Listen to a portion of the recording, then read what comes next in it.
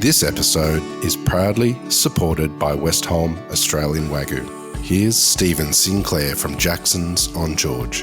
In general, Westholme, I use several items on the menu from them. I always look to source products for their flavour. And with Westholme, I think they deliver that 100%. Australian Wagyu, in particular, Westholme is world class. Westholme is recognised for their quality all over the world. And then that's why, and when I tried it, and I absolutely love the flavour. This is, why I decided to put them on the menu. Westholme believe that when nature leads, flavour follows. Learn more at westholme.com. Continual being a role model for our industry, I think, is really important because, to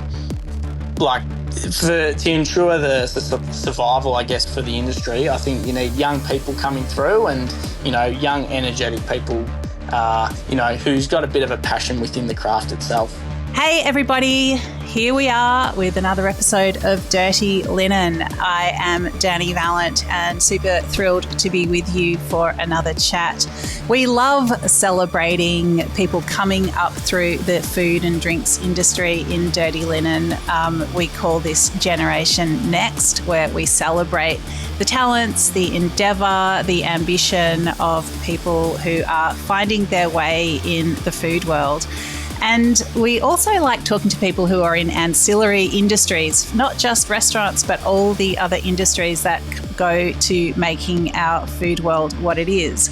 So today we're doing all of those things. Our guest is Matt Tyquin. He is a graduate of the Certificate 3 in Meat Processing Retail Butcher. That means he is a butcher, and he is very well awarded as an apprentice. He is currently working at Ashburton Meats in Melbourne, and I'm really excited to chat to him about all things meat. Matt, welcome to Dirty Linen.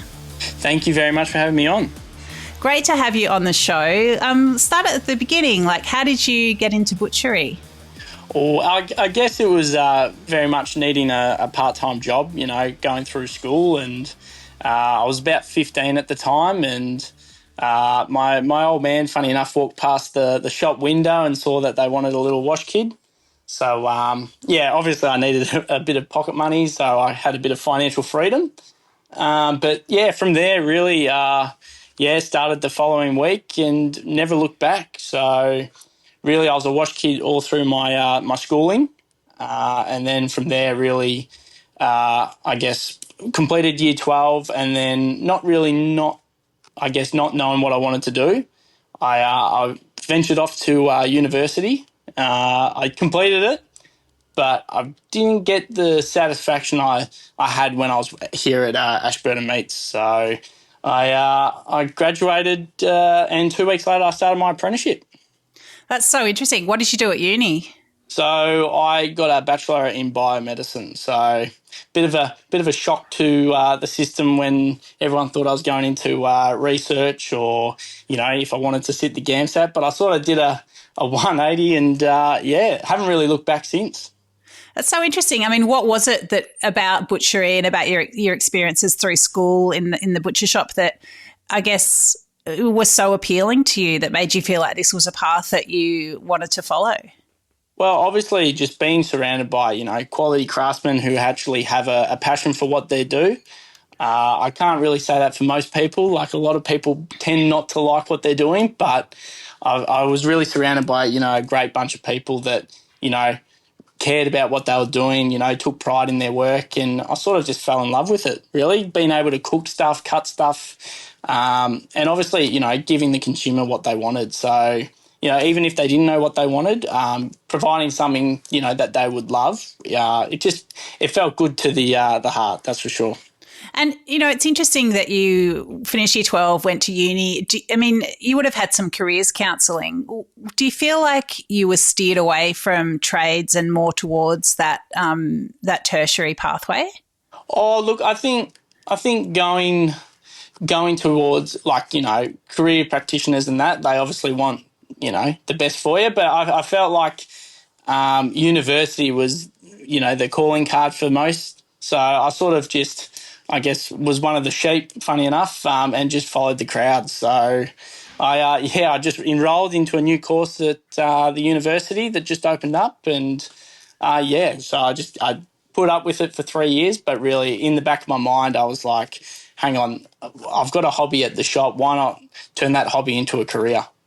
That's so interesting. And tell me about some of the things that really opened your mind to the craft of butchery, or the other satisfactions in terms of customer service. Is there one particular mentor that you had, or I don't know, like a carcass came in and you were just so blown away by the way it was broken down with such expertise? Like, what were some of the light bulb moments? Oh, honestly, it was a bit of a combination of everything. I reckon it was one Christmas that we had, and obviously everything was hanging ready to be chopped up, and just I guess the pathway that it got broken down into, so that the consumer actually had something on their dinner plate. I found that just fascinating.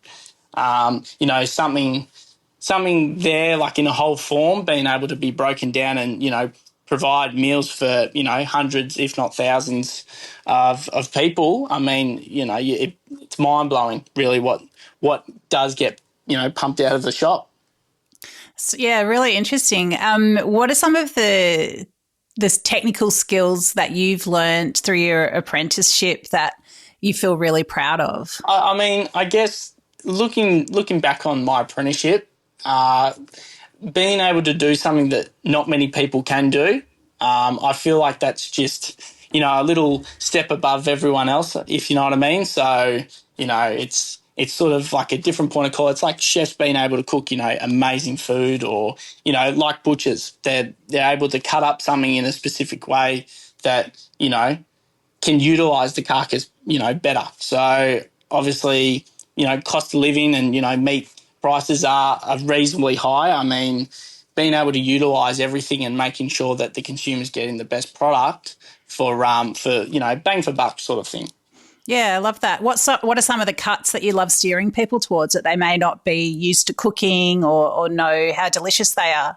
I mean, honestly, lamb ribs don't get enough love. A lot of people, in butcher shops, they tend to bone them out and put them into like burgers or sausages. But there's unbelievable recipes that you can do with your lamb ribs. You can barbecue them, you can slow cook them even, and you get a fantastic meal out of it.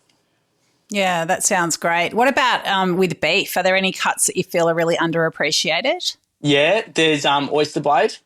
Not many people really know about oyster blade. It's an amazing slow cooking meat, but there's a bit of a sinew that runs through the meat that once you slow cook it, it turns into jelly, like a gelatinous sort of texture.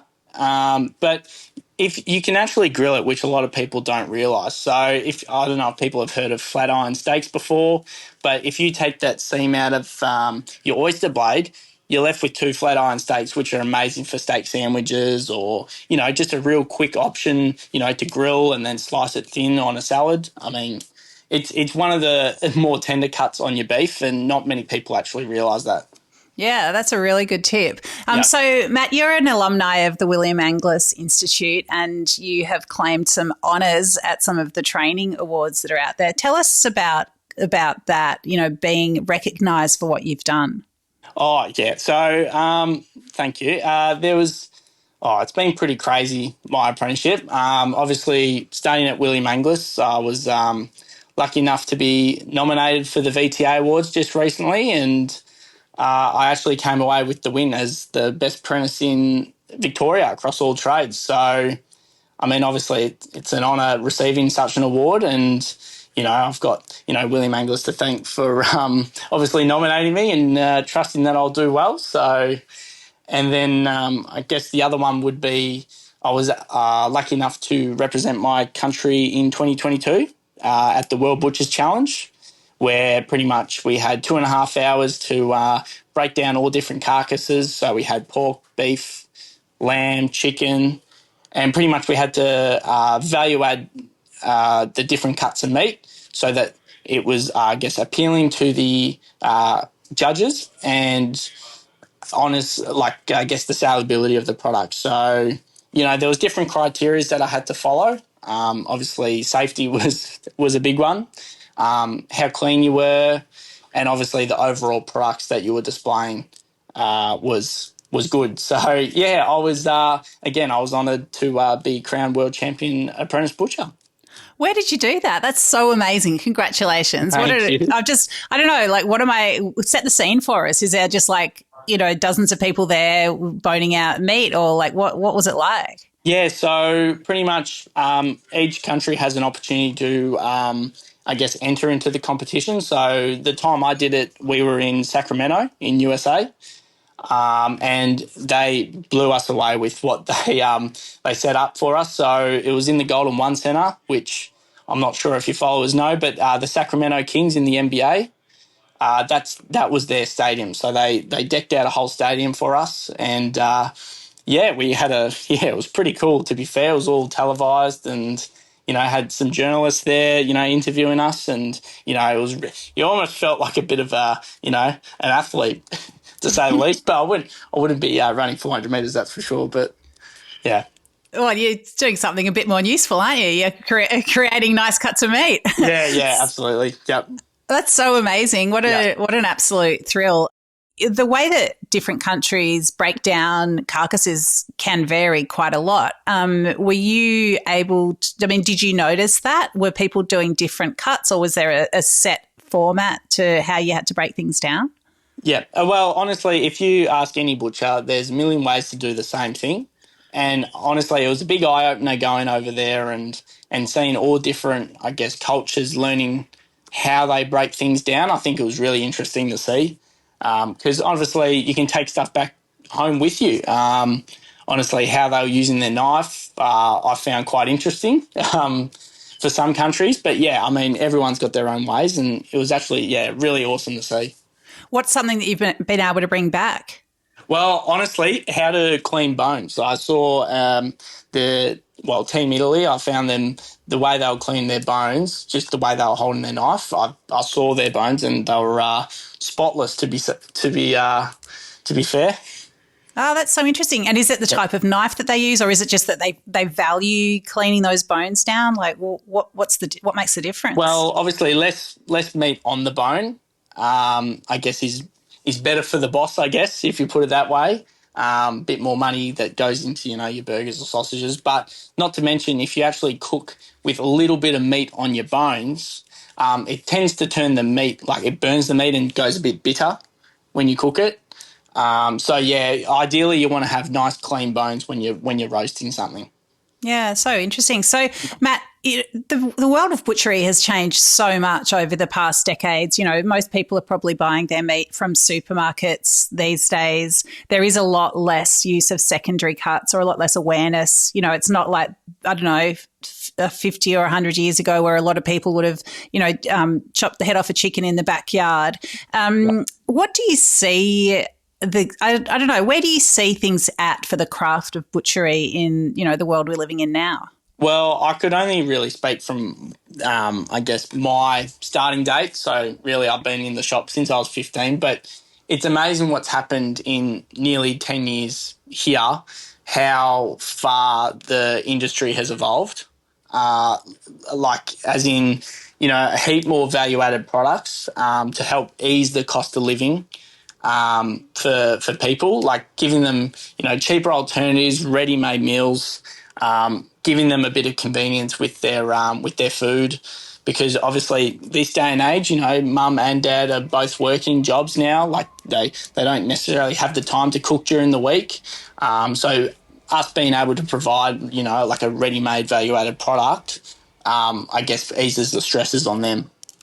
And what about information that people are wanting to know about meat? There's obviously a lot of discussion about, regenerative farming or climate change, or whether we should all be vegan.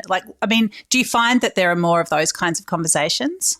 There's definitely more of those conversations. A lot of people don't realise that the industry itself is doing a lot to obviously tackle a bit of the climate change, and their plan is to be carbon neutral by 2030, which not many people know about, the red meat industry. And, I've been lucky enough to be an ambassador for the Australian Butchers Guild, where, they're providing this information to me so that I can relay back onto the consumer. So, look, definitely there's I understand why there are vegetarians and vegans in today's world. I mean, there's health benefits to it. But I guess what I believe in, a balanced diet. I don't reckon that meat should be consumed, breakfast, lunch, and dinner. But yeah, more of a well balanced diet. I'd be recommending to people really. Yeah, well, I suppose perhaps people aren't coming into a butcher to have conversations about, about being vegan. But I'm sure, like, if you're meeting people out there in the world, it's there as a topic, isn't it? Yeah, and look, at the end of the day, when people come in, let's say it's a nice day and they're wanting to cook a barbecue and they want to bring some friends around. I mean, most often than not, there's at least a vegetarian or vegan, and that's why it's important for butcher shops to be accommodating for everyone. So I know here at the shop we provide a vegetarian and vegan alternative for customers because you don't want the vegetarians and vegans to feel like kind of what'd you say, kind of like disregarded, which I don't think that's right. I think everyone should just enjoy what they're eating around the table together and sort of be like one big whole family. Yeah, I love that inclusivity. That's really lovely. How connected, Matt, do butchers feel to abattoirs and to that sort of whole supply chain that meat comes down?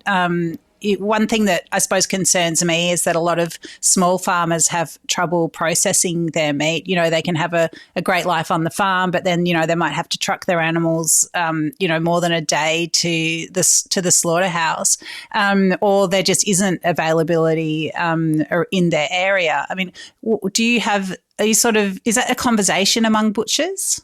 Oh, not necessarily. I mean, I could really only speak from my shop. I mean, we haven't really had that issue, involved with us, so I can't really comment on that. But I obviously have heard stuff in the media that that it is hard for farmers, to book in private kills and all that sort of stuff. So again, I'm not too, I guess, familiar with the ins and outs of it all, but I am aware that obviously the abattoirs are at max capacity with production lines. So I guess that being said, our industry is facing a skill shortage, and I guess my job being an ambassador for the Butchers Guild is to really kind of uplift the workforce and try and get young people into the trade. So what would you say to them, Matt? Like, why should people consider a career in butchery? Well, I know a lot of people out there probably think, you got to serve customers, you got to wash trays, it tends to be a little bit messy and all that. But if you choose to focus on the negative, I just think that's, counterproductive. Think about all the positives that you can do within our industry. I mean, the satisfaction of customers coming in saying that they had a fantastic meal and sort of giving you that sense of like you were at the dinner table with them, sort of helping them get that praise that they get from all their guests and all that. But not to mention that you're feeding a community, so what you're doing is actually vital to for society, giving them a quality product. And obviously, just giving them, that's all I could say, really. Just Yeah, I love that side of it, but I also imagine the craft side of it must be very satisfying. yeah, and again, like with the craft side of things, it's amazing what you can come up with. I mean, literally, I think it was 2 weeks ago, I did a bit of brainstorming, and we ended up making a nacho cheese sausage.